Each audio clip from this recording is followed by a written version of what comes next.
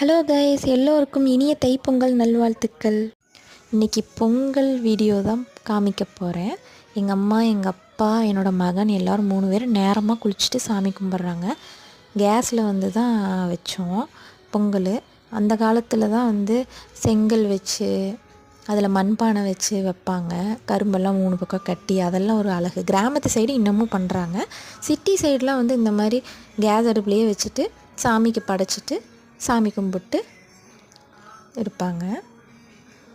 எங்கள் வீட்டில் கேஸ் அடுப்பில் தான் வச்சோம். சாமி கொஞ்சம் வச்சுட்டு சாமியெல்லாம் கும்பிட்டாச்சு. குட்டியாக பொங்கல் பானை, கரும்பு போட்டு கோலம் போட்டு, இன்றைக்கி செவ்வாய்க்கிழமை அதனால் சரவண பவன் இந்த ஸ்டார் கோலம் போட்டு வெற்றிலை தீபம் போட்டாச்சு.